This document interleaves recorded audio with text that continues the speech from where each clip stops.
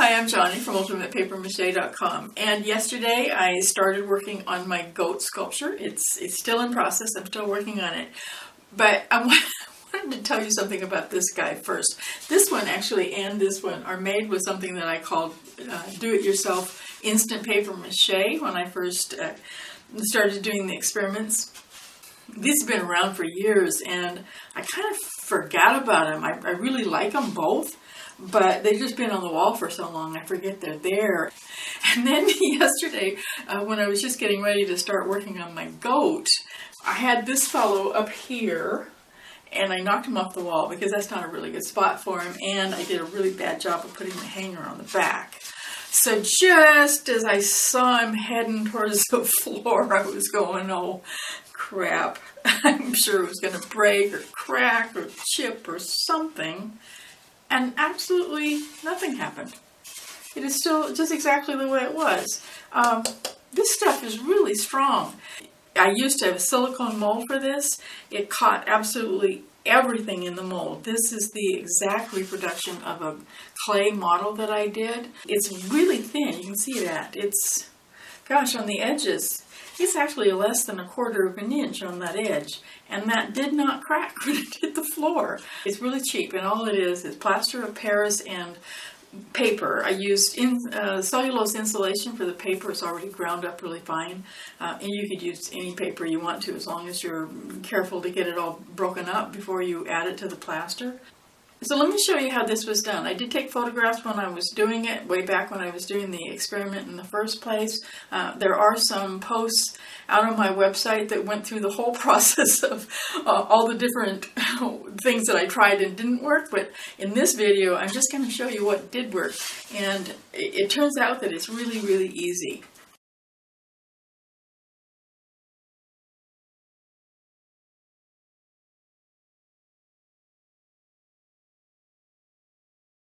I sealed the original clay, and then I mixed up the silicone. Silicone is the Rebound 25 is mixed together in equal parts, and then you just brush it over the original model.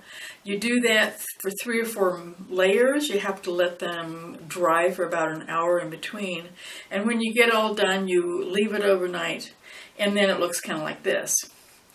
Then you need to have a stiff mother mold around it in order to hold the silicone into shape. So I just did that with plaster cloth. It's really fast and easy. And when that hardens, you can remove the original sculpture, and it didn't hurt it at all. And so this is what the cougar looked like. It's a clay model there right next to its mold.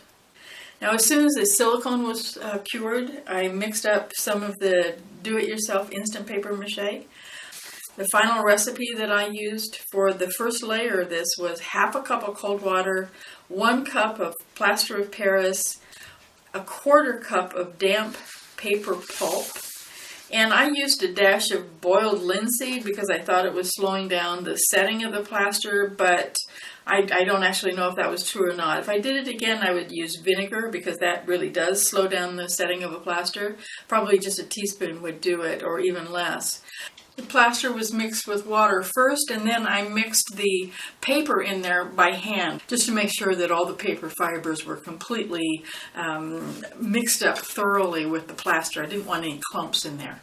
I put that layer less than 1/4 of an inch throughout the whole inside of my mold, and I squished it down, kind of tapped it into all of the spaces with the end of a chip brush, and then immediately put on a piece of cheesecloth that I'd already cut to make sure that it was big enough.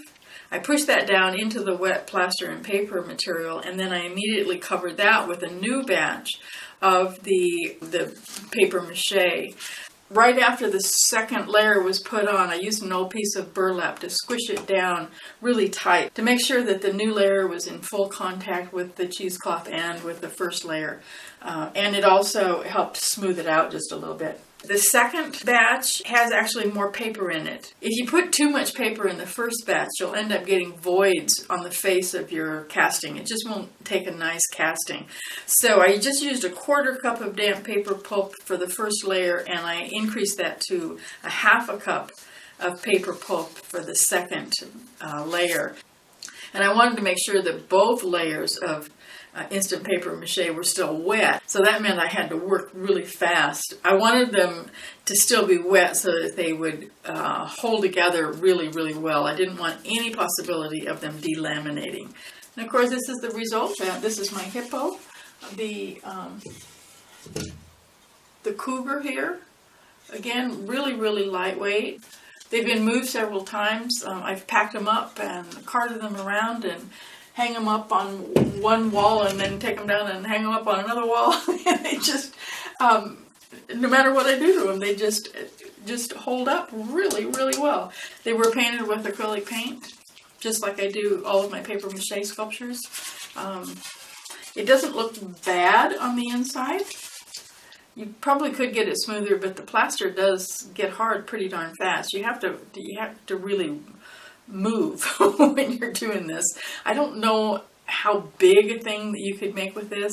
I think this would probably be my limit because I don't move fast enough to be able to get a whole entire layer on here before it started hardening up. Once it gets hard, of course, you can't push it into the mold. But I think it would actually look quite nice if you just paint it black, and then you certainly wouldn't notice the fact that it was just a little bit bumpy. So that's all I had for you today. I was just really excited about the fact that this guy didn't break when I knocked him off the wall, so I just had to tell you about him. Come on and visit me, ultimatepapermache.com.